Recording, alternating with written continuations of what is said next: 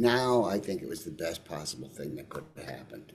I mean, I feel sorry for the fans because, I probably had another hit record or two in me, but, and Blue Oyster Cult could have gotten a little higher in the hierarchy of rock musicians, but it's what it is, and we certainly made a mark, and I grew a lot.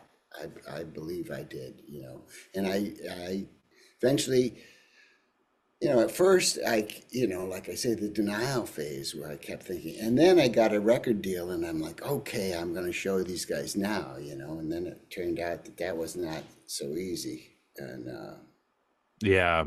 I suddenly realized that I hadn't done the groundwork that I would have to start all over from the beginning instead of, like with Blue Oyster Cult, we did all this groundwork before we had any kind of success like that. And I didn't do any of that.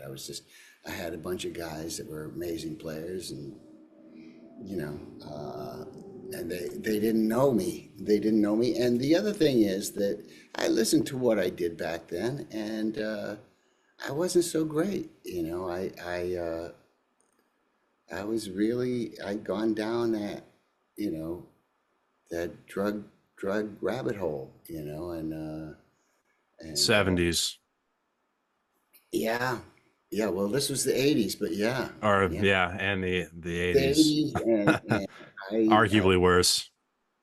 so when everything fell apart, when it looked like the Imaginos was never going to come out, and and I had no money, and and I did a bunch of jobs. I drove a cab. I was a bike messenger for about 2 weeks. Then I did refrigeration for a year. Then I drove a cab for a year, and finally I ended up teaching at a school where David Roeder taught, and that was the best possible. I mean, at the time I thought, oh man, this is no money. I'm getting, I was making more as a cab driver than as a teacher, and I thought, well, I'll do this for 3 months, and I got this musical director gig for Spencer Davis. I'm going to be doing that. I'll probably make a bunch of money with that, which I did, but then that dried up like, within like less than a year, And so in the meantime, I'd been teaching and making a little bit of money in between the tours. And, uh, and then I started getting into it. I started really enjoying going to work, and not so much going to work and getting up early and all that. It was seeing my students. Students were students made it all worthwhile. It was so cool. Kids would come in, with living with their grandmother, and their parents are out that either in jail or hustling for crack on the street. It was like impossible situations. Like I couldn't even imagine living like that. And they come in and go, "Yo, Big Al, what's up?" I just love you guys. Just Yeah. resilience in the face of all this, you know, all this trouble. It was like, yeah, yeah. I mean, and that never changed.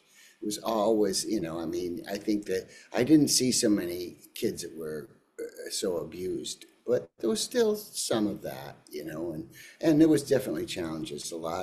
There was a lot more immigrants, as time went on, and they had their own struggles, although I preferred immigrants really because they just really worked hard.